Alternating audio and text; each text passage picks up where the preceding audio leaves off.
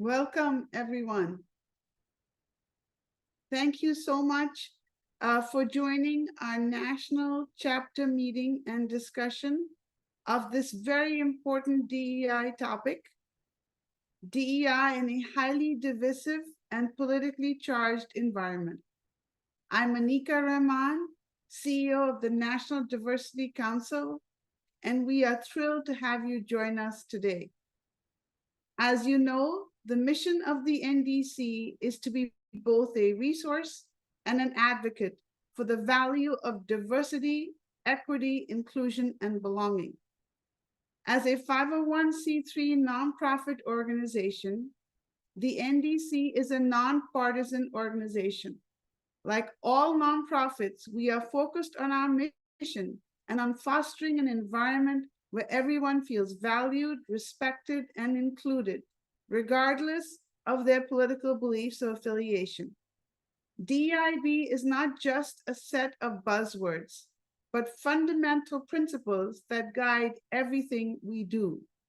We are dedicated to creating spaces where individuals from all backgrounds can come together, engage in meaningful dialogue, and work collaboratively towards a more equitable and just society.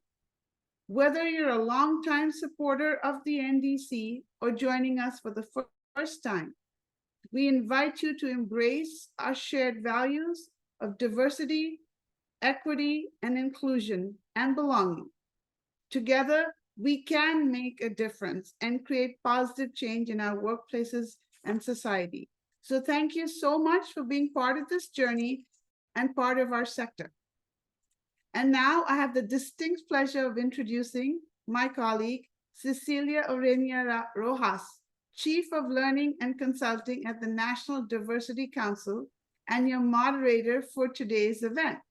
Cecilia, I pass it on to you. Thank you. Thank you, Anika, for the introduction. And I'm excited about moderating this discussion and offering solutions for building environments that are in tune with the complexities of today's world. Creating an inclusive and diverse workplace requires a deliberate and flexible approach.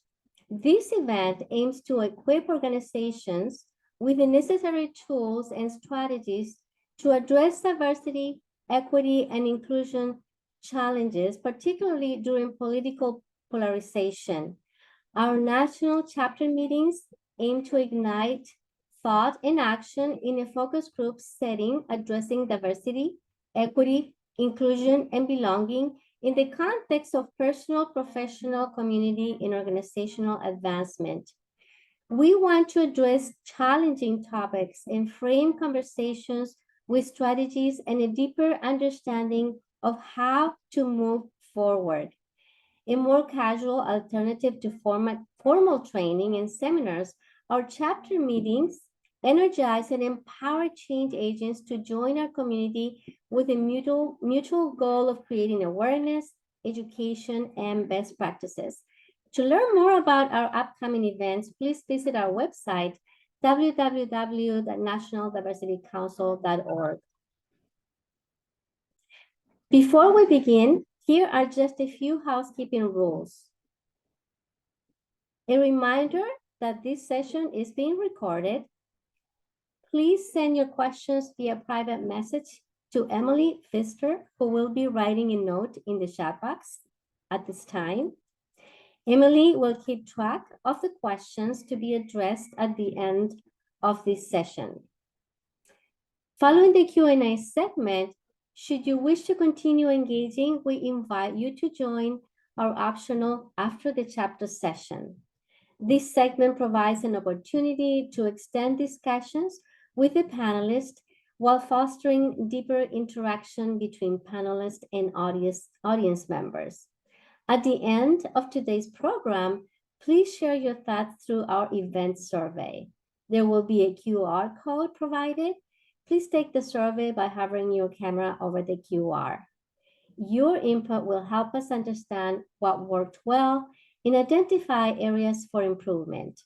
Your feedback is essential in shaping future events and ensuring we provide content and experiences that resonate with you. A special thank you to our corporate partners, Executive Leadership Council, Advisory Council, community partners, volunteers, speakers, staff, and guests. Your unwavering support and dedication to DEIV make our efforts possible and impactful. At this time, I will invite each panelist to provide a short self-introduction, including their title, organization, and a fun fact about themselves. For detailed bios, please visit our website. So let's get started with Dante King. Dante? Hi, good morning, and thank you for having me. So my name is Dante King. I'm the owner of King of Kings Consulting, LLC. I am also an adjunct assistant professor of medical education in the Mayo Clinic College of Medicine and Science. And I'm just grateful to be here. Thank you, Dante. Next, let's go with Nikki Tapia.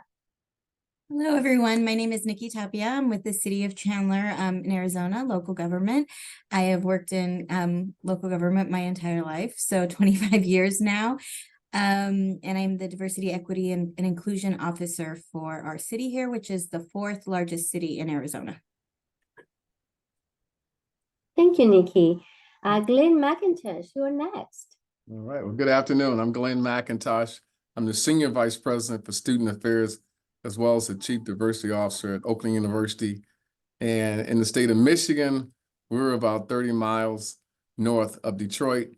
The thing that I love to do most is talk with and to people. And so I'm in the right spot this afternoon. You definitely are. Thank you so much. And finally, we have Christina Belois.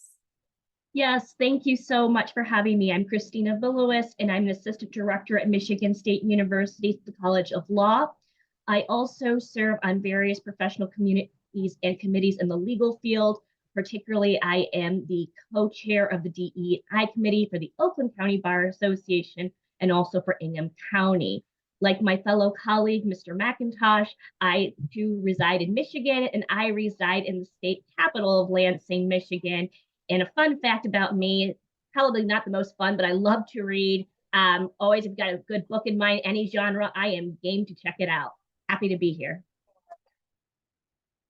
Thank you so much, Christina. Welcome, esteemed panelists, to the virtual stage, and thank you for your time today. So we will get started with our panels and the questions that we have for our panel members. Each one of them will have 3 minutes to answer a very important question regarding this important topic. So let's get started with Dante. Dante, as organizations navigate the complexities of DEI initiatives during political divisiveness, how can they ensure that their policies and practices prioritize the safety and well-being of employees from marginalized or underrepresented groups? Can you tell us your thoughts on that question, please? Sure, I have many actually. So the one thing I want to say too is that I authored this book that everyone can see behind me. It's titled The 400-Year Holocaust, White America's Legal, Psychopathic, and Sociopathic Black Genocide and the Revolt Against Critical Race Theory. One of the ways that I believe that it's important actually to work with organizations or work with leaders is to help them understand not just where we are in this moment in terms of political divisiveness, but where this country has been. And I think the one approach that I take, it always begins with readiness, getting people within organizations ready. And the approach that I take in preparing both leaders and individual contributors at organizations is one of what I would call substantial education, a pretty rigorous education. So if you refer to my book, or I'm going to drop a link in the chat, and this link is to a 16-week fellowship that I've been leading for about 10 rounds now. We're going into the 10th cohort. But the focus of the fellowship is to educate people about laws and policies, that were the building block for America, for the culture as we know it, and helping organizations and leaders within organizations to understand that America was founded on tenets of pro-whiteness and of white supremacy from its founding, and not just espousing this as a thought or idea or as rhetoric, but doing an institutional and legal analysis of how that evolved. And I start going back into the 15th century, and I work my way up to the 20th, 21st century in a very detailed manner. So I'll just give one example of that, and then this will be kind of the end of me answering the question. But for example, if we could look at this law in 1705, this law is organizing and structuring society in a way where it's saying that white people can only work for white people, and we're going to make sure that this is predicated based on complexion only. And if a white person happens to be an indentured servant for another white person, and that white person marries someone who is not white, then that white person will automatically become free. And so what it says is, and for further Christian care and usage of all Christian servants, be it also enacted by the authority aforesaid, and it is hereby enacted, that no Negroes, mulattoes, or Indians, although Christians or Jews, Moors, Mohammedans, or other infidels, shall at any time purchase any Christian servant nor any other, except of their own complexion, or such as are declared slaves by this act. And if any Negro, mulatto, or Jew, Indian, Jew, Moor, Mohammedan, or other infidel, or such as are declared slaves by this act, shall notwithstanding purchase any Christian white servant, the said servant shall ipso facto become free and acquit from any service then due. So helping to people to understand that this country was built on a color caste system that was not only pro-white, but anti-Black, and leading them through a critical analysis and examination about the ways in which these laws shaped attitudes, cultural norms. That can help us to understand why we are where we are in terms of the inequities and the injustices that prevail today. So that's it. Thank you so much, Santa, for that answer. So definitely it begins with readiness, like you said, understanding historical context so that we can really see where we are today. So that historical context is very important. So our next question is for Christina. Christina, what advice would you give organizations facing opposition or resistance to their DEI efforts? How can they effectively respond to criticism while staying true to their commitment to diversity and inclusion? Christina? Thank you so much for those thoughtful questions. And I just want to give a shout out to Dante King and the great book that he wrote, and getting a chance to add that to my Goodreads as well. I really want to hear more, and I got swept up in the dialogue. But turning to the question at hand, I actually want to play off the concept of understanding. Because when I first thought about this question, my immediate response was to respond.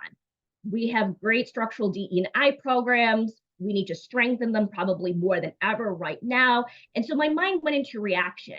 But when I started to unpack what this question was, I was first struck by the very initial step is understanding. There are a variety of reasons why someone may push back or give resistance to DE&I. And as much as I want to start to engage in that response mode, the first piece is to understand is there's a multitude of reasons. And the Harvard Business Review has actually put out a couple of great publications on such issues. And in one such issue, and I'll drop the links in the chat in a moment, is that there are multiple reasons why there may be resistance. It could be merit-based, where feeling actions or attributes are not really earned by an individual. It could be moral-based. They don't see themselves, an individual doesn't see themselves as having perhaps microaggressions or implicit bias. And so understanding first what may be the motivating factor will help us effectively address that aspect. I do want to be clear and indicate that understanding is not the same as acceptance. Some people will come to the table unwilling to learn, be open to share. And at that point, the best that we can do is hopefully learn, lead by example, but not accept that opposition. To then effectively respond, so I think going to the heart of this question after we have that understanding piece, is to look to the various aspects that DE&I brings to the table. Probably more than ever, the business case, showing the value of it from a business standpoint, the business proposition is key in organizations, schools, as well as businesses, in a variety of different reasons, as well as also the other aspects that DE&I brings, particularly the inclusivity piece and equity piece, meeting people where they are, understanding that, providing opportunities for allyship, that it's not a zero sum, and that hopefully with the expansion of understanding and then educating, we can then bring to the forefront again DE&I and its values and where it can help in a multitude of situations, that it isn't that zero sum basis and that everyone is being included at the table. And so I just want to conclude this question with a great example that I saw probably now about 7, 8, 9 years ago of different folks trying to see over the fence, right? I think we've all may have seen this concept when it comes to equity. You have people of varying heights. And so the issue is not providing everyone an equal platform to see over that fence. It's having an equitable platform, one that meets the height of that individual so that we all together collectively can see. And so if we keep equity at the forefront of these actions and facing resistance, I think we're in a much stronger position moving forward. Thank you so much, Christina. So great insights. Definitely understanding the resistance, what are the motivators for the resistance, meeting people where they are, and really emphasizing the business value of DEI. So reminding all stakeholders, the business case for DEI, important, advice for dealing with the resistance when it comes to DEI. Our next question goes to Glenn. Glenn, this is the question. Considering the current socio-political climate marked by political divisiveness, in your role at Oakland University, how do you envision equipping the university community with the tools and strategies necessary to effectively navigate DEI challenges? And the second part of the question, how do you plan to foster a campus culture that embraces inclusion and celebrates diversity despite external pressures? Glenn? Thanks, Cecilia. And I think Christina and Dante raised good points. And so thank you for loading the deck for me. I think what's important for me in my role as a senior executive leader of the institution is to go to the highest level of the institution and really check our value system first. I need to know where our board of trustees stands on DEI, as well as our executive team. From there, it really sets the stage for what our values are around DEI. And that determines our commitment level as an institution. I think what Christina raises is something that's very important to me. There's two parts of this. As a leader, I see it's value-based DEI, and then there's economic-based DEI. And when I look at that economic picture, more so than the values, because we can talk all day about it's the right thing to do, but from an economic standpoint, it's about sustainability of universities across the United States. And the business model is such that we can't sustain these universities without having representation across ethnic and cultural groups, LGBTQ, women's groups, and it goes on and on and on. And so the economic model can't sustain itself as is. Our enrollment projections are built on having a diverse student body at this time. And so we can't turn back the clock on that. I think for me, it's educating people to that fact. And it is, letting people understand that there's a return on the investment. The number of students that we have at the institution, it brings in dollars to the institution, but more so when we retain students to the point of graduation, they become productive alums, it's very critical. Now, the part that I need to educate people on is the fact that DEI doesn't mean silence or censorship. And that's where part of the national debate is. When you really, raise up the hood and really listen to what's happening, is that a lot of people are saying that we woke as a country, but then maybe we awoke too much, too soon, and people weren't ready for the change. And so that's what you see, because Dante, talked about the foundational base for the country, but I would piggyback on that and say a lot of our institutions in our country was founded on power. Power being in the hands of a few. And so when we start looking at it from that lens, more and more we see that more and more people are becoming educated, upwardly mobile, and they're challenging the existing power structure at universities. And we're seeing that now today across the United States, we're seeing protest. And they're speaking loudly to universities like our university and saying, we want change, we want that inclusion. We don't want lip service anymore. We want you to show us through your dollars, is what they're saying, divest. And I don't know where anyone stands on that, but it raises the question that more and more students are saying, I want to be included. And so when we talk about equity and inclusion, it becomes more important now than diversity, because we have diversity in our companies and at other universities. And so we're beyond that. So I would say my job is to educate the entire university community on the value of DEI. And that means one of the things that I'm doing now is I've created an audit, a DEI audit with our diversity council. And so we're looking at every dimension of the university, our processes, our procedures, the way we spend our dollars. And we're looking and saying, is there any threats to the way that we do business currently?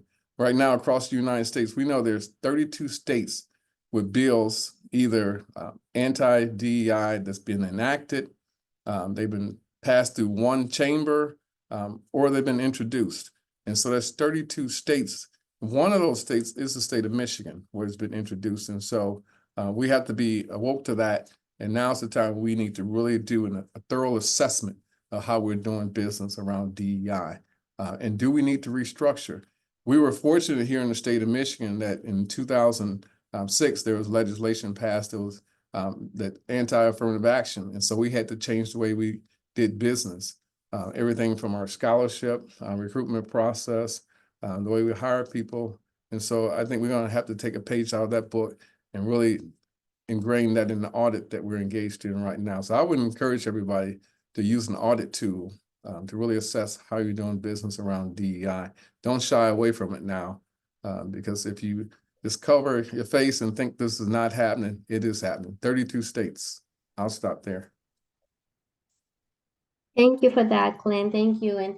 And definitely right. You talked about going back to checking our value system right first, and that is really essential for all organizations, particularly at this time.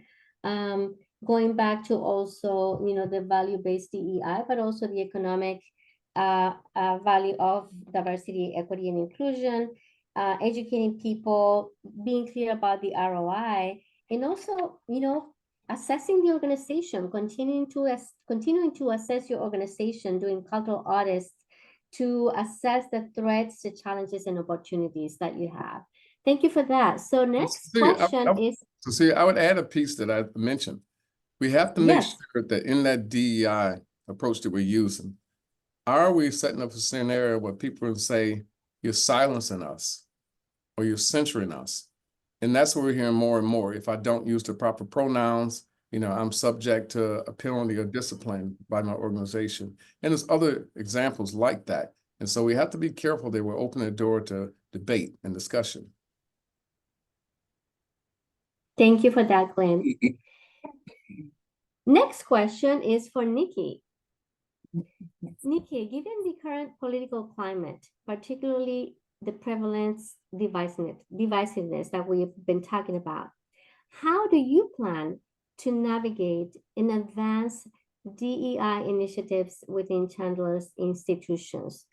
Moreover, how do you intend to address any potential challenges stemming from political divisiveness while fostering a culture of inclusion? Thank you for that question. And it's really interesting when I talk about diversity, equity, and inclusion in local government, because as many in local government have heard, you have direct access to your residents on one side or the other. And if you're not doing something they like, the first comment is, my tax dollars, I'm paying your salary. So there's always that initial or easy criticism that can come. Additionally, I report to the city manager. We have a council manager form of government here in Chandler. So I report to the city manager, who runs day-to-day operations for the city. The city manager reports to all 7 council members. He has 7 bosses. Those bosses go all across the political spectrum. So if I go, if I plan programs that go too far one direction, we are going to hear from it from some of his bosses. If I go the other direction, we're going to hear from it from another level of his bosses. So how do we move forward in this environment right now is very carefully, and it's very much with intent. I try to stay as much as I can in that middle ground. I try to focus on what we can do locally. There's so many things we want to do in this world, and I appreciate what everyone is doing, all of the efforts they're making. I have to focus on what I can do in our community, in our city. So what we've done for a while, for years now, that has been really successful is we're taking people out of the DEI aspect of it. We are putting all of our communities, we have a very diverse community. We are putting our diverse communities together in different situations. For example, we have many opportunities for volunteerism. We have different cleanups that we're doing with our elderly or with people with disabilities. We have our fire department that does smoke detector walks. We have water conservation efforts. So I am always working with this community, and we are bringing people together in service. If there's one thing our community has in common, it's that they're giving up their time to help people. And that's where the one connection starts. And after that connection, it becomes learning about each other.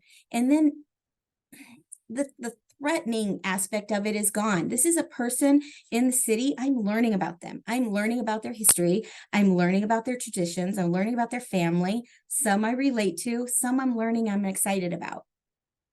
And as we've done that, we've been able to bring forward initiatives. We have a very large Asian community in Chandler. It's the largest percentage of Asian in the state. So we have now been able to introduce Diwali celebrations, the Indian Festival of Lights. This month is Asian American and Pacific Islander month. So we are doing listening sessions with our Asian community to make sure they know what local government resources are available, to make sure they're sharing it with their communities, and to make sure we're listening and hear what's important to them. So it's just all about putting people in these areas where they can connect, and then us as DEI officers figuring out what people want next and figuring out how we can push that forward. And that's it for me on that question. Thank you for that, Nikki. Definitely. I was taking some notes as you all, answer your questions. And what you said about, government is really interesting, is that you are more exposed to criticism. Definitely, you have so many constituencies that you need to work with in the communities. So paying attention to that is really important, as you said, and really moving with intent with your efforts. But it's all about engaging people where they are, and you've done that through service and volunteerism, and awareness too when it comes to your Diversity Month celebration. So it's great to hear that you can do that work in your communities. Thank you for that. And the next question now, we're going to go back to the first panelist, Dante. As a historian, scholar, and motivational speaker, how do you propose guiding organizations to cultivate inclusive leadership in the complex landscape of DEI challenges, particularly within the current context? Thank you for the question. So I'm going to actually refer back to something that Glenn mentioned. I'm going to actually include a few links here in the chat. The first thing that I'll say, so the first link that I've included is to a racial equity action plan that I built. I led the team that built this plan when I was the chief equity officer for the San Francisco Municipal Transportation Agency. And then the second link that I'm going to include is the racial equity action plan for the San Francisco Department of Public Health. And I led the charge on creating this plan too when I was the workforce development director of equity. So the one thing I'll say is that leadership has to remain involved and engaged around these issues. And so as a part of this process, I'm actually working right now with an agency at the San Francisco Department of Public Health to integrate and to implement their racial equity action plan. And so we've had 3 different leadership retreats in addition, and they've been in-person all-day leadership retreats where we've immersed the leadership into adopting anti-racism leadership competencies that they're responsible for that are included in their performance plans. That's a direct result of this racial equity action plan. We've also developed benchmarks that you can see or you will see that have been embedded into this plan, and they are around 6 key areas. The first being recruitment and hiring, the second being pay and promotion, the third being responding to disciplinary inequities that are rampant throughout the organization. The fourth pillar being around an organizational culture of inclusion and belonging. And then there's more in there around upward mobility, professional development, as well as inclusive leadership. So it's important to understand that while representation is important, it's also a combination of ensuring that people are supported throughout the organization and shifting the culture so that leaders of color, for example, Black men and Black women have the hardest time when it comes to being promoted, but also gaining the support that they need in order to be successful in leadership roles. So pointing out and identifying the way that anti-Black bias sets us all up to understand that our relationship to Black people is one of it's a derogatory orientation. It's one of negativity, where we have been socialized in this culture to not respond well to Black people, to not respect Black people. And so having those types of conversations within organizations so that it can lead to some very true and meaningful commitment around how those leaders can and will be supported. And so, for example, I just led the leaders both at the cabinet level and at the executive level at this organization through a one-day retreat that we did last week, where we talked about the ways in which both Black and Latinx leaders within the organization need to be better supported, and also how the unjust and inequitable outcomes that we see in terms of employees from those communities being released from probation earlier, being terminated faster, being under-recognized and over-chastised, how the agency would commit to leading the charge on responding to those issues and ensuring that not only are those issues solved or addressed, but getting leaders to commit to doing better around how they invest in the mentorship and the development in the ongoing support of these employees, and really working to do a 180, so to speak. So it's, again, beginning with readiness, but also writing down the commitments, ensuring that leaders are assigned to these commitments, that they're leading the charge on them, and that there is enough of an investment that centers around ongoing coaching, executive coaching for leaders and managers, as well as implementing programs, not just policies, but programs and practices that will help to address discrimination, as well as lead to more equitable and just outcomes. Thank you, Dante, for all of that. Definitely very important to, like you mentioned, have meaningful commitment to supporting leaders of color and also leaders of underrepresented groups. And thank you for sharing those best practices that you mentioned. Representation is important, but support to succeed in leadership roles is essential. So I really like what you said around that. Thank you for that. And our next question is for Christina. Christina, from a legal perspective, are there any steps that organizations can take to proactively address potential legal challenges or disputes related to their DEI initiatives, particularly in politically charged environments? Yes, absolutely. And thank you for the question. So the answer underlying is yes, there's definitely steps taken. One of the first things that I want to acknowledge is that there has been threatened lawsuits, and lawsuits have been on the rise to DE&I initiatives, but also the understanding of where that's coming from. Myself working in academia, as well as my colleague, Mr. McIntosh, were affected by the US Supreme Court decision on affirmative action. However, looking at businesses and corporations, those are separate rules that govern them. Title IX, federal and state regulations, executive orders. And so I just want to simply, without going to the nuances, but distinguish what is that governing law.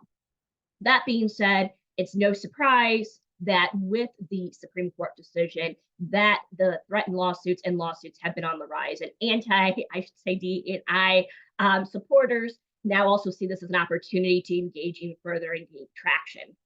So looking at that landscape, what can we be doing? One of the things is kind of shifting the mindset. And I really liked what Nikki shared and Dante shared in particular, because they talked about tangible results, community, service, stepping away from the performative aspects that we may think of sometimes with DE&I. So for example, getting rid of quotas and said quotas, really doing an intentional, committed, deep dive into whether you're hiring the best candidate from a diverse pool of applicants, whether when in the academic world, if we're setting aside a diversity application, that anyone can participate, but they can still say, what does DE&I mean to them? And what do they bring to the table with respect to diversity? And so looking at it from that global context of the individual aspect, and then kind of shifting groups. So for example, if we're thinking this is more about a group, if we think of DE&I, whether it's race, religion, culture, thinking of it more about the attributes and the spirit of it.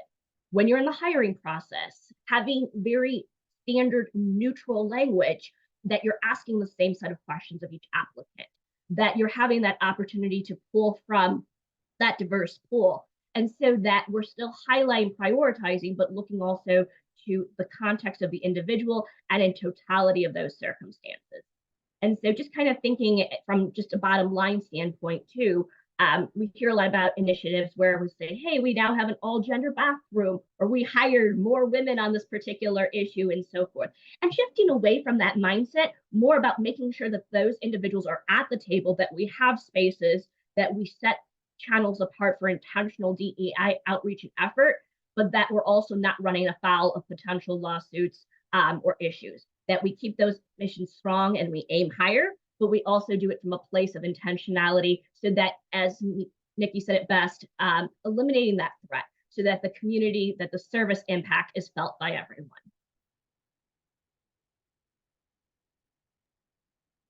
Thank you, Christina. And as you were, I was listening to you, of course, I was thinking about, the way that, that shifting the mindset is very important. And as you were talking about focusing on those, attributes of diversity, the word intersectionality came to my mind right away, right? Is looking and approaching diversity from an intersectional perspective, and emphasizing that intersectionality, which is very important, not only when it comes to the meaning of diversity, what it means for individuals and groups, identity groups, but also in the way that organizations approach the work, the DEI work, right, from an intersectional perspective.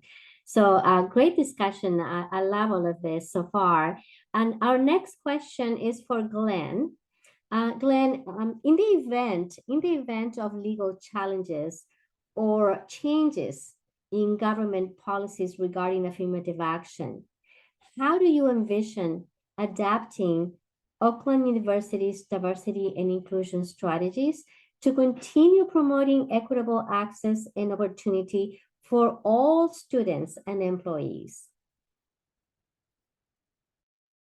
Thanks for the question. I'd probably just piggyback on Christina's response. Mindset. At some point, we've got to hit the pause button and reset the discussion around DEI. Because when I hear the discussion now, it's from a deficit model. It's always about what people are not bringing to the table, or amends that we have to make to let people in the door because they're deficient. If we go from a cultural and social capital perspective, we realize that everyone is bringing something to the table that's very unique, from their experiences, their skills, And so with that, we began to change the way we admit people to the university. We employ people, our policies, our rating systems, evaluation systems for different candidates. And it's a different structure, it's a different model, but it's also making sure that everyone in leadership understands that DEI is everyone's responsibility. And it's too often now that we frame this as the DEI office, and it's their responsibility. One of the things when I took the job as the extension of my title as Senior Vice President, the DEI was an add-on because we were trying to make it a university-wide effort from the cabinet down. And so one of the things I established is that DEI is everyone's responsibility. And so from our cabinet members to our academic deans, everyone has a responsibility to assess their different units and say, how do we look from a DEI lens? I'll be representative of the university student body, of the local communities, and from there, how can we do better? DEI is a journey, but at the same time, if we're looking at it from that deficiency lens, we'll never make progress because people always think that they're giving us a handout, not a hand up.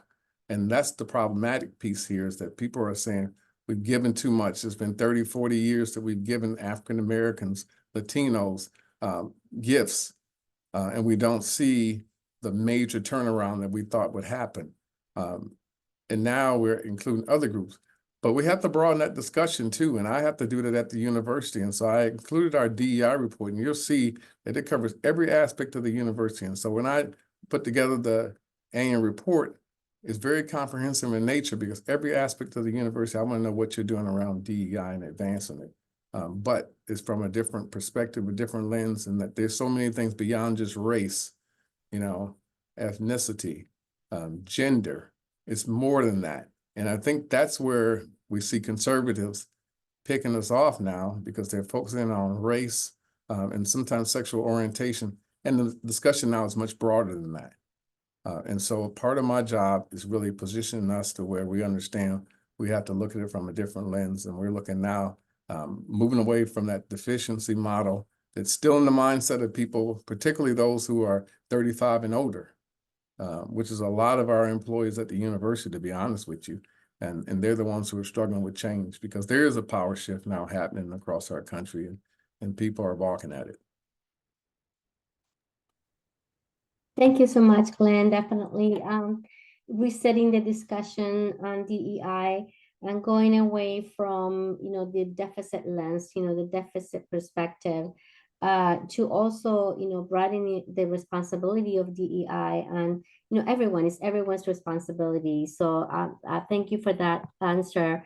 The last question that we have before we hear from Anika in terms of the NDC perspective is for Nikki. Nikki, despite the challenges posed by political divisiveness, do you see any areas where bipartisan cooperation or community consensus could be leveraged to strengthen DEI initiatives within Chandler's institutions?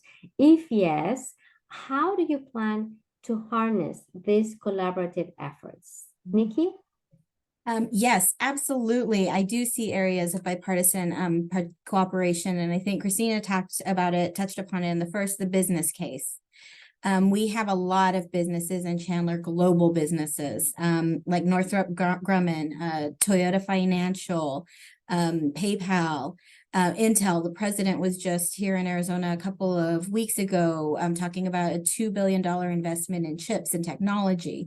So we work with our chamber and the businesses. Really, it's about inclusion for them, and it's about diversity for them. Also, kind of transitioning from that, we're talking about education and workforce development. Edwards Vacuum is here. They have a global workforce, and they want to be able to build that workforce from students in our community. So we're working with EVIT, which is East Valley Institute of Technology, for trade degrees.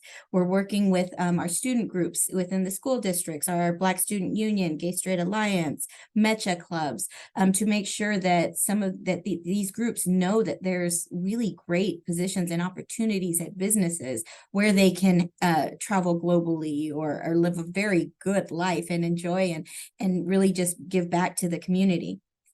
then for honestly decades now, we've always done community engagement. So we've always worked with our cultural leaders and our places of worship, different leaders. And if anyone, watched Parks and Rec, they talk about local government. They had a great public meeting where there were like 5 residents there. Well, our goal is to make sure that all of these cultural leaders and these faith leaders are at these meetings where budget happens, where, discussions are happening, because their input is so valuable.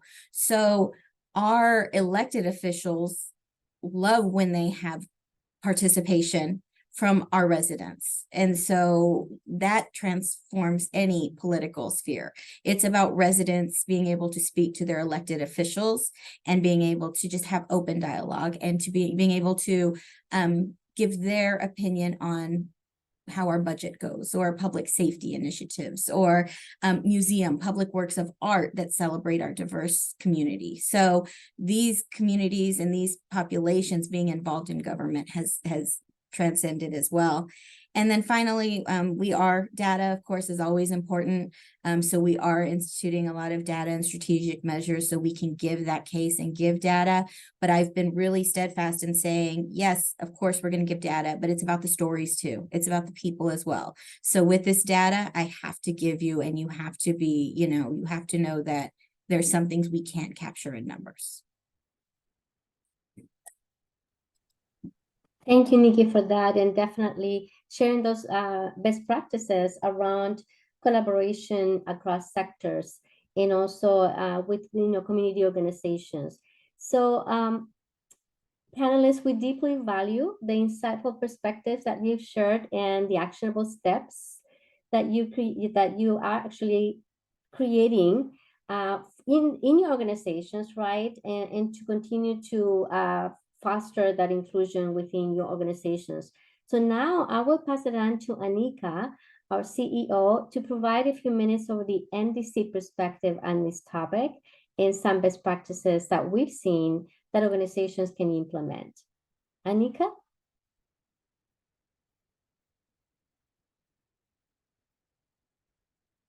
I think she's muted. I think you're muted, Anika.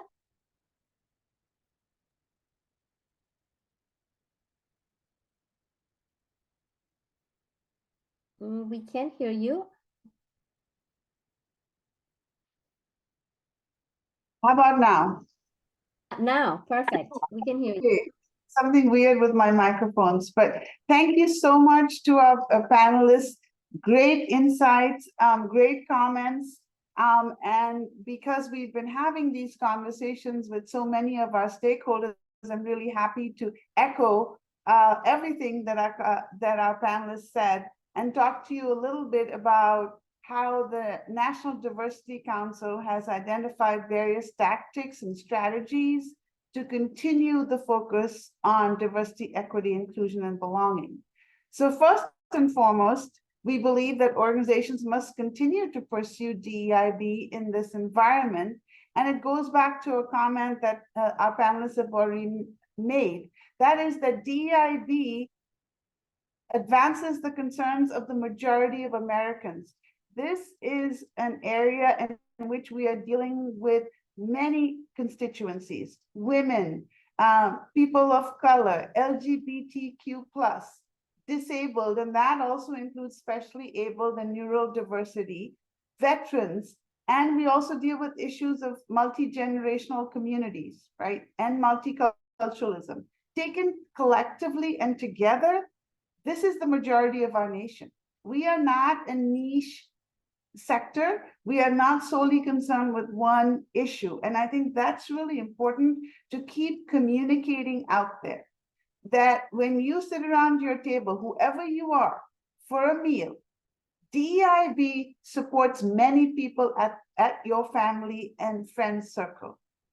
And we take an intersectional approach. So somebody is not just, a man, a woman, LGBTQ, but they have other characteristics. And we're all about trying to get people to respect and hear all of that, right? So it is about that big picture message. It's also about being more strategic, being more intentional about a DEI strategy. And as some of you have already said, to expressly communicate and reinforce a commitment to this broad vision of DEI. So readjusting the lexicon used, I think, the words used around DEI is also really important. So we're talking about DIB, and I know our sector is constantly evolving in their different terms. I think that we think that for professionals worried about anti-DEI legislation or litigation, let's not forget Title VII of the Civil Rights Act of 1964, which remains embedded in the history of our country, that prohibits discrimination. And that is a very important point to always remember. And additionally, we're seeing that words like inclusion, belonging, and engagement are also being emphasized. And it's actually, when you think about inclusion and belonging, how can you create that if you don't have diversity and equity? So it's all part and parcel of a bigger picture of DEIB. I also think this is something that all of our panelists said, and we at NDC support you in that we need to create powerful DEI strategies that affect all aspects of an organization. I think, Glenn, you talked about that. Christina, also you mentioned it, that this is not just an initiative in the HR department as such. It is about an institutional values, strategies overall. And that it's really important to remember that the ROI and what we call the business case, the returns on investment, because the demographic reality of our nation is here. It cannot be denied. The question is, do you address it or not? That's all. Do you want to be ahead strategically, or do you want to be behind it? I think we also believe that getting leadership buy-in is crucial, and that's something that you all have already talked about. So I think that the other thing that we wanted to highlight is that we need to go beyond to focusing solely on DEI trainings, ERGs, BRGs. We see a lot of that at the NDC, diversity councils, community outreach, and really think about DEIB in this holistic terms that we've talked about. Think about embracing DEI best practices, getting your leadership on board, getting that value statement, that incorporates DEI principles, and ensure that it is embedded in all aspects of a strategy for an organization or a company. And this is something that many of you who've been through the and have already thought about in approaching DEIB in a systems framework, right? And we're here to support you in that journey. And we hope also, of course, as you all have mentioned, that there ought to be intentional data and measuring and KPIs associated with DEIB that includes all of these different communities that we've talked about. So thank you for your contributions. We'll welcome the questions. And now I pass it to Emily to moderate this Q&A session. Thank you. Thank you, Anika. I will work to pin all of us. So my panelists will join me in 1 second, and then we shall begin Q&A. Thank you to all of the attendees who have submitted a question. There were definitely a lot of questions and great engagement in the chat. So we will start off right away with our first question, which is open to any of the panelists. How do you deal with the suggestion that DEI is part of every vertical, so it does not need its own vertical? Who would like to take that question? Well, I would say that it needs to be highlighted separate and apart, while also consistently maintained as a part of other functions within the organization. Otherwise, the focus will get lost. And I think it's easy for people to suggest that well, this should be happening in all other verticals, but that's just not the reality. It's not the world that we live in per se. I want to piggyback on what Dante said, just add a little bit. I would make that argument as well. And I was challenged that way in our strategic planning process a couple of months ago. where he said the DEI would be embedded in everything, so it didn't need to be spelled out. Then I pointed out, well, maybe that's true. Let's measure it. Let's do an assessment and see if that's the case. And so I think you have to take out the emotion sometimes and just do the assessment and share the outcomes of the assessment. As we say, the numbers don't lie. And so if you see those structures and they're not performing, everyone's not performing equally, it creates an opportunity to improve that area. And so I think if we have that scenario, like at our university, we're probably no guilty than anybody else, but some areas perform better than others. And so what I do every year is I slice the data and I give it to each VP and each dean and say, this is how you look, your own interpretation. Again, we're in academia and the research doesn't lie. And one other small thing I would say, sorry, is I should say this all of the time. We have laws that prohibit discrimination on the basis of both race and sex, and yet those things happen every day, right? So just because this focus is there does not mean that people are going to follow through or do what they are saying that they commit to. And I'll just quickly jump in and to piggyback off of Glenn's point with the measurements, the numbers don't lie. And one of the things you also see when this question comes up is that there's almost this thought that if you belong to a DE&I group, it's almost preaching to the proverbial choir, and anyone else in that organization almost belongs outside. And so I submit in furtherance of it, yes, each of us has to be doing our part, and DE&I, as Glenn said earlier, is everyone's issue. But at the same time, if we don't have the space to intentionally learn, to grow, to promote, to educate, to measure, then it really becomes non-existent. Thank you for all of those great points, Glenn, Dante, and Christina. Let's move to our second question that came in via chat.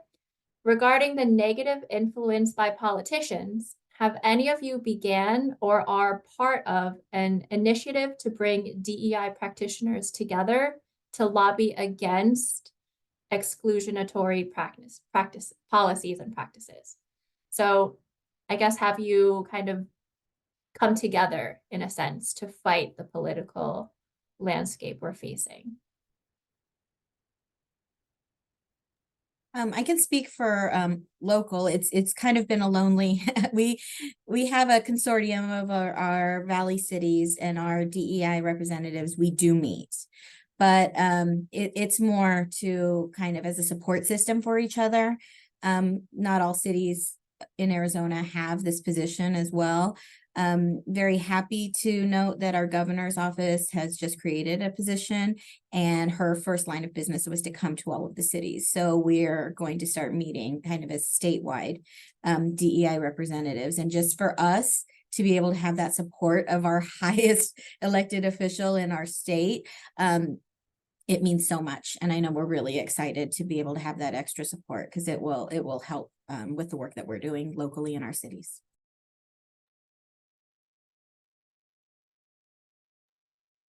Well, I too will also just jump in and say, I've done advocacy and activist work in many forms, but while, working formally with organizations, but also I was part of starting an organization called the Black Employees Alliance, where we lobbied for rights and for there to be equitable solutions that were implemented across the board for Black employees working at the city and county of San Francisco.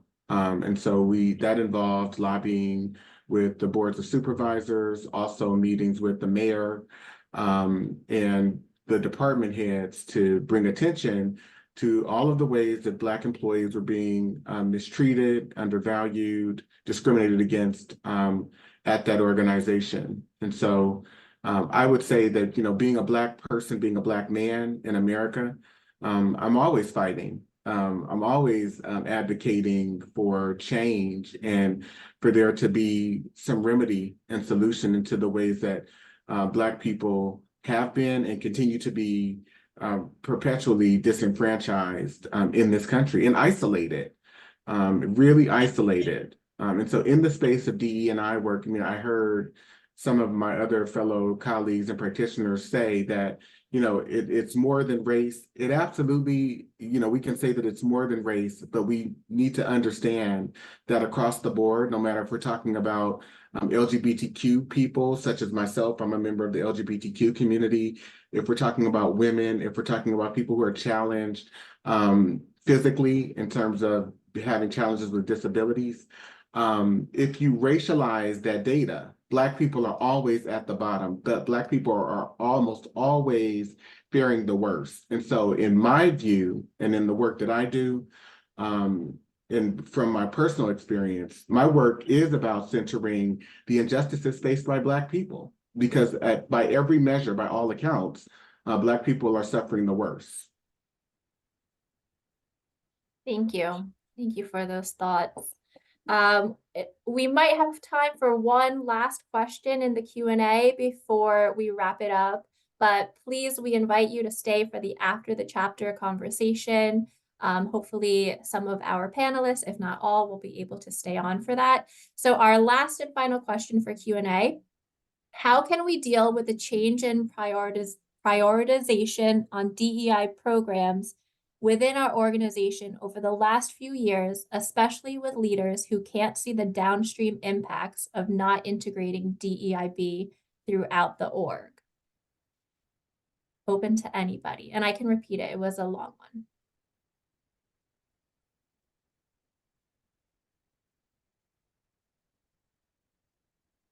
Well, again, I think you have to start with the business proposition. Why are we doing what we're doing? And some people would say we lost focus in the DEI experiment because we broadened so much so quickly that we keep asking people to change, and that change happens every month. It's something new that we're introducing under the umbrella of DEI. And so at some point, I think we have to step back as DEI experts and say, what are the priorities? And then what's going to be the return on investment for these things? And that's how you sell an organization. But to throw, everything against the wall and say it's equally important, it's not so, and it doesn't really fare well at board tables and decision-making, processes and the budget process that I go through. I respect what Dante does, and I really admire it, but my scope has to be broader because I represent the entire institution and every group that falls under DEI. And so with that is from that lens of really what's the institutional values, what are we trying to achieve, and what will it take to get us there? And we know resources are very important, but I also have to go into it, saying these will be the outcomes, and I have to produce those outcomes. And I just wanted to quickly jump in and add, I think a word that I keep coming back to that the panelists have spoken on is intentionality. It's focusing on what Glenn's saying with the priorities, but also the intentionality. Where are our needs right now? Working in the academic space, sometimes it's also generational. How Gen Z looks and processes and demands of us in the academic world are different than millennials or baby boomers. And then also knowing that we're in these cross-generation workspaces. What are the priorities with DE&I as it reflects to all the generations, but also prioritizing, as Dante mentioned as well, race, culture, religion, where are the most marginalized aspects too, and kind of highlighting where our value and our priorities should be. Yeah, I kind of experienced the same thing in our workforce right now. We have Gen Z, we have millennials, and they're the ones that are, as much as I love all the work that we're doing, they're pushing it as much. They want this work done. And, in our small little local sphere, we have to listen. I mean, they're making that noise and we have to listen. And I'm glad, we are in some capacity and hopefully continue to move forward. Thank you. Thank you to Nikki, Glenn, Christina, and Dante for all of those well thought out answers to our attendees' questions. Before I pass it off to Anika, I do want to say happy AANHPI Heritage Month to everyone on the call, and to quickly promote our upcoming event.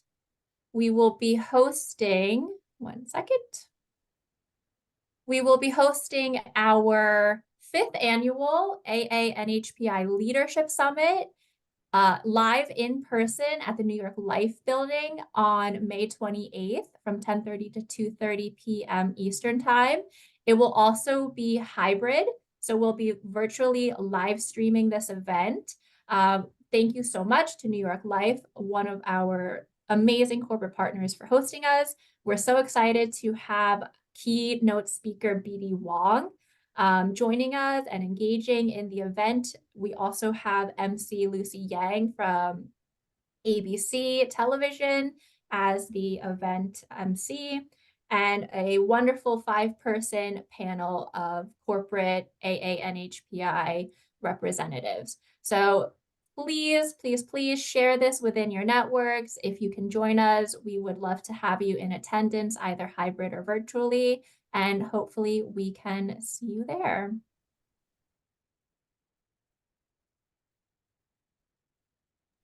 Sorry, at this time, I'd love to pass it off to Anika for closing remarks, but then please be sure to stay on for the after the chapter segment.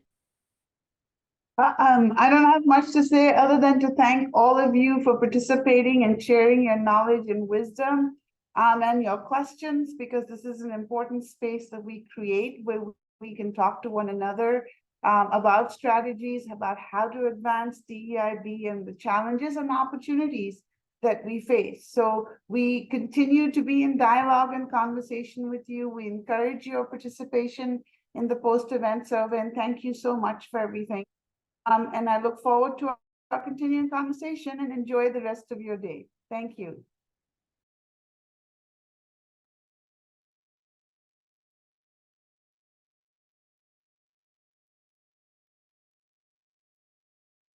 Thank you, Anika. At this time, we invite all of our attendees. You now have your microphones accessible as well as your cameras. If you'd like to go on camera or start off our conversation, please feel free. We have our panelists still on the line, as well as Cecilia with the NDC. I am happy to get a question thrown out here to start us off and prompt some discussion and thought. So one of the biggest interest in the chat was Dante's anti-racism competencies training. So I'm not sure if Dante, you'd like to speak a little bit more about that or give us a little bit more information. Sure. So as I mentioned, when I shared those departmental racial equity action plans, there were really 7 key pillars embedded in each of those plans. Every department at the city and county of San Francisco had to produce one of these plans. And so all of the 7 pillars in each of the plans are the same, and yet the targets and the objectives and the specific actions that each of the departments committed to were different, because they were centered around their particular focus area or their work entity per se, or area of work. That said, if you dig deeper into each of the pillars, you can begin to see what the department prioritized, what the commitments were. And so what we did was workshop roughly 8 different leadership competencies, anti-racism leadership competencies. And while I can't share them, I will kind of name the areas of focus. So they had to do with structural competence around health equity, science and theory.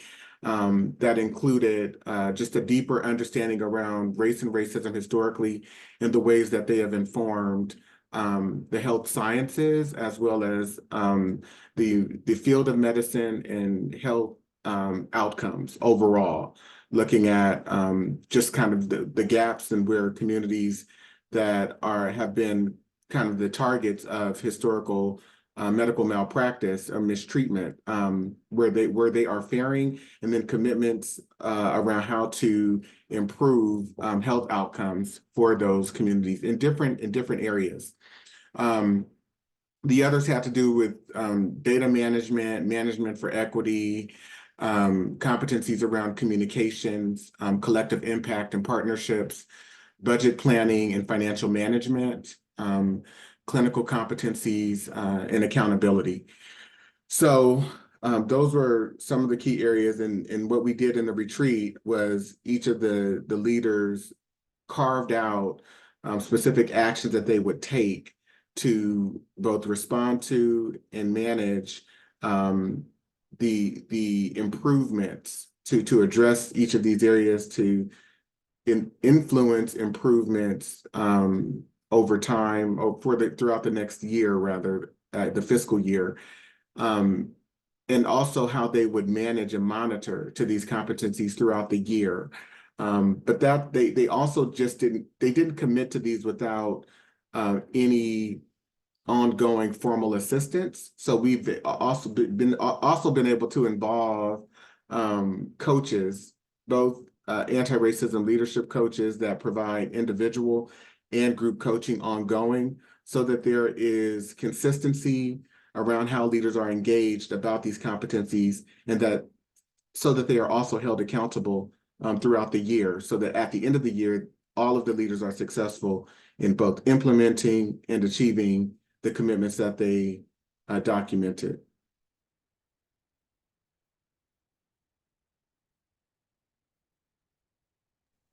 Thank you, Dante. Thank you for explaining that in a little bit more detail for our attendees.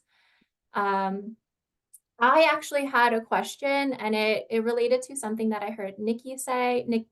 Nikki say about having listening sessions for her Asian community constituents in her local area.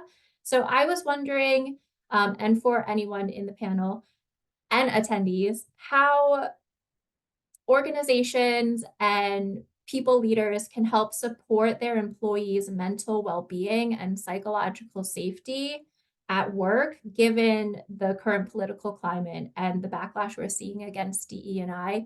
How can we make sure that our employees feel safe and heard and seen at work with what's been going on?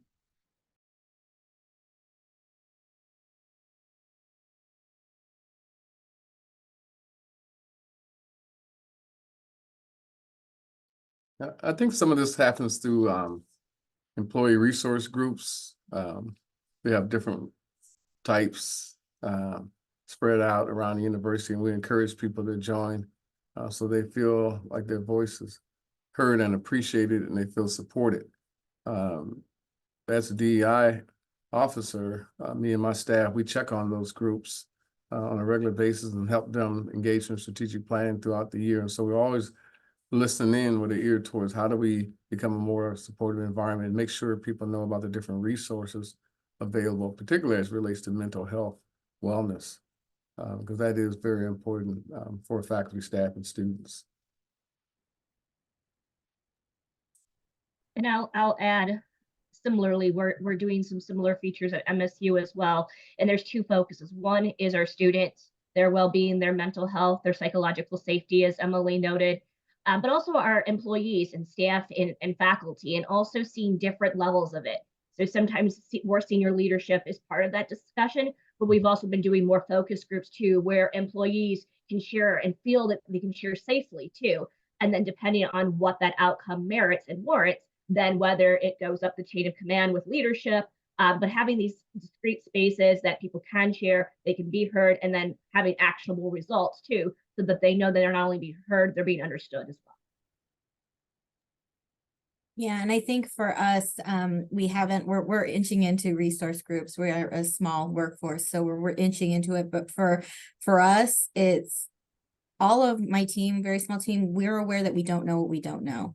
So we are constantly going into the community. And what we're doing is we're being that voice, right? But we have to keep asking, and we have to know what's going on in the community. We know that we're going to do after hours or weekend events, going to something that might not even be something we're involved in, but it's all about that input. And if people aren't coming to us, we're making an effort to go to them and continually find out how we can represent our community better and our workforce better. If I may too also add that as a part of my work, You mentioned resource groups. We've been very successful in developing employee resource groups or affinity groups, racial affinity groups that serve as somewhat of a conduit and a partner to the leadership, so that the leadership is responsible for sharing power throughout and within the organization, so that it's not necessarily a top-down approach. So what that looks like in action is that each of these affinity groups then meet with both the cabinet and executive leadership on a quarterly basis to understand the progress that's being made around the implementation of the Departmental Racial Equity Action Plan. And they have to answer if leaders are unable to respond in any meaningful way. They have to answer to the members of these groups. Thank you. Thank you for all of those wise thoughts and great work that each of you is contributing into the DEIB space. Hopefully our attendees would like to contribute their thoughts or comments and add something to this conversation, something that one of our panelists might have sparked for you, or a connection you can make. I do have a couple more questions that I'm happy to ask if there is no attendee input.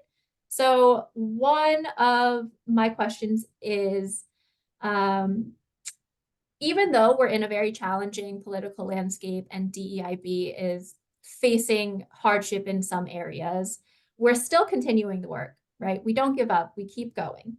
So would each of you want to share your biggest DEIB success for 2024 so far?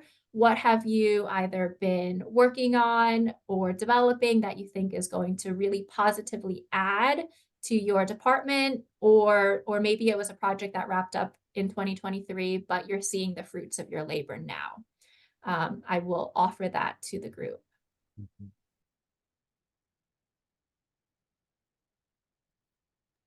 I can share. We have just tested a translation device across the city. And what it is it translates up to 100 different languages, different dialects, and it does ADA options. It has a live ASL interpreter that can come up. It can plug into a Braille keyboard. So we worked with 9 of our different public-facing departments. And we had 4 devices. We just assessed, is this going to work for us? Does it work for our employees? It's not in place of our bilingual program. It's a supplement, you know, it's a way to add enhanced. It went fantastically. We're going forward with an RFP for it. 30 different languages were used. Our primarily was, of course, Spanish, but second was English. And that was because people wanted to see the text. They could understand English, but they might not be able to hear it or understand it, you know, enough. And when you're talking about court proceedings, or we do passports here, it just makes our job more efficient, easier, and we're able to serve our residents better.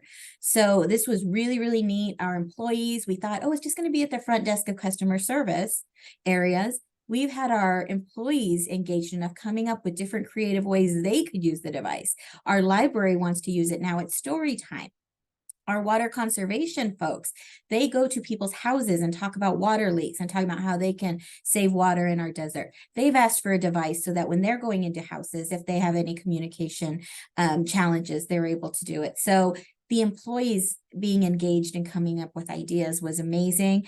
And just to see how receptive everyone was to the device, not the we only speak English here, that was never mentioned once.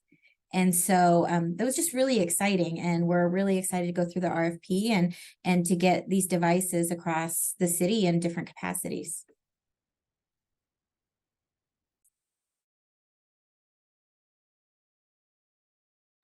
So I can speak up. I think for myself, we're now entering the 10th cohort. I'm now entering the 10th cohort of the Unlearning and Addressing Anti-Blackness, White Supremacy, and Racism in American Institutions and Culture Leaders Fellowship.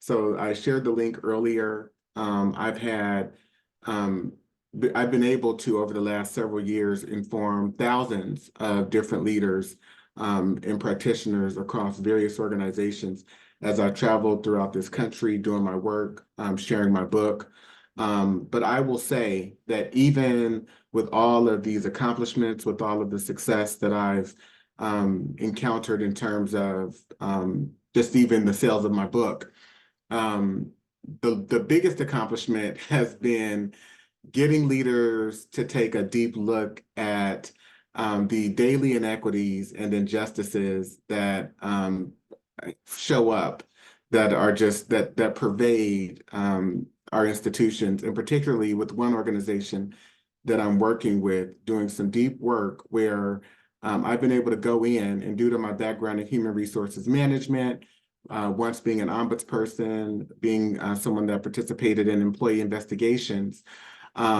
really lead these leaders and collaborate with them in ways where we've been able to stop roughly 8 or 9 different Black employees from being terminated in instances whereby in the past they would have been terminated. And what these issues had to do with is there's a rampant practice at this organization where people are just believed, particularly white supervisors and managers who are reporting on Black people participating in misconduct in terms of their behavior and or not performing. And those narratives were previously just taken, people were being believed, and Black people would end up terminated without employment. And so now we've not only implemented a process whereby these assertions have to undergo intense scrutiny, but we've been able to get approval for an actual ombudsperson that will investigate these issues on an ongoing basis. Because once we start engaging each of the situations, what we found is that many of these supervisors, what they were alleging was either untrue, or there was other information that was missing in terms of the ways that Black employees had been mistreated, and or that the behavior that they were alleging had occurred in terms of misconduct. That was more so a reaction to the mistreatment that these employees were experiencing. And so I would say that's been pretty much my biggest accomplishment, because I mean, I think we just all have to understand that when we put people in positions where we jeopardize their livelihood, it can really lead to the demise of a person's life, both individually as well as for their families. So, yeah. Thank you. Thank you. Cecilia, I see your hand is raised. Yes, I wanted to also share, success at the National Diversity Council. Great question. And, even though we've had challenging years, all of you have experienced in your own organizations, we have the same, right, taking place at the National Diversity Council when it comes to our learning solutions in our NDC certification program. We've seen, a decline in numbers attending, especially in the first quarter of the year. The good news about it is that we continue to be recognized in terms of the efforts that we are making to support organizations, and our program was again recognized by the Academy to Innovate HR as one of the best 8 diversity and inclusion certifications of 2024. So we're happy that we accomplished that again this year, and we continue committed to what we do, what we do best when it comes to helping, professionals and guiding professionals in the D&I space. So we're happy to do that. I know that there are a few here maybe that have attended the program, including people in our team. I think Diana, I don't know if Diana is still, in the room, but she was an attendee of our program as well. Glenn, you attended the program also when we were at your campus. Thank you again for hosting us and supporting and collaborating with us in terms of the particular effort.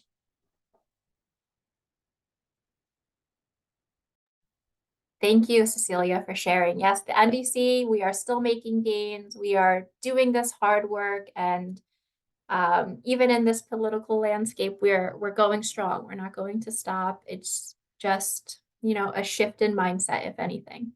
I believe there was a question from Kelsey, who is also an NDC staff member. Kelsey, I welcome you. Hi, Emily. Thank you so much. And I just want to say thank you to Dante, since he did have to log off, and just so many great takeaways from this session. I'd like to thank all of our panelists. I did just have a question around content recommendations. So what is keeping you, very much to Emily's point, what is keeping you motivated during this time of backlash in this political landscape? Any book recommendations, podcasts, any documentary series, any content that is keeping you motivated and excited and engaged to continue this work?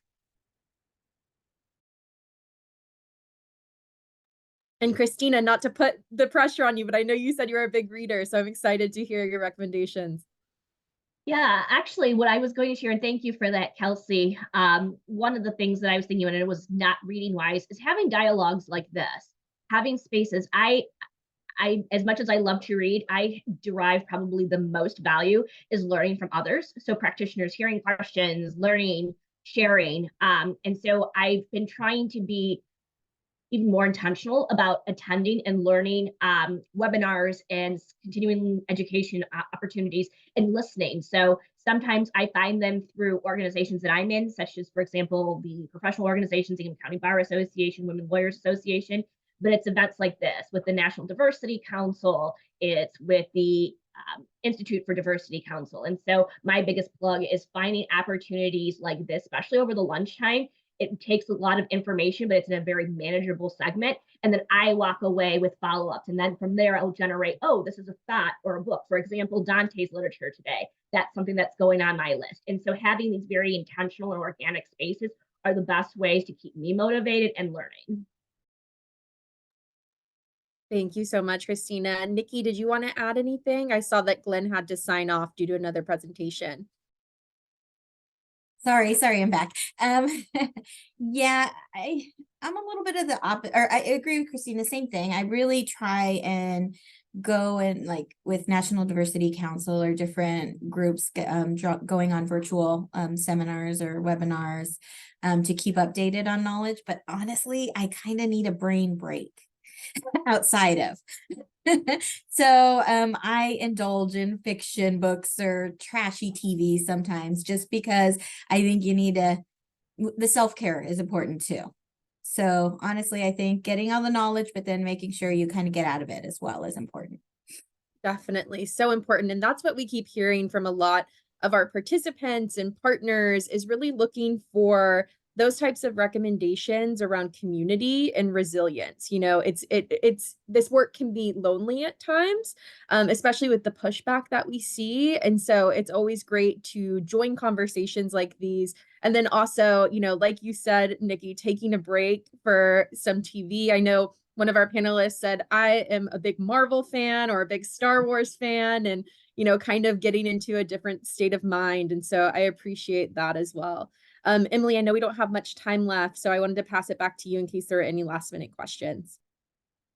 Thank you, Kelsey.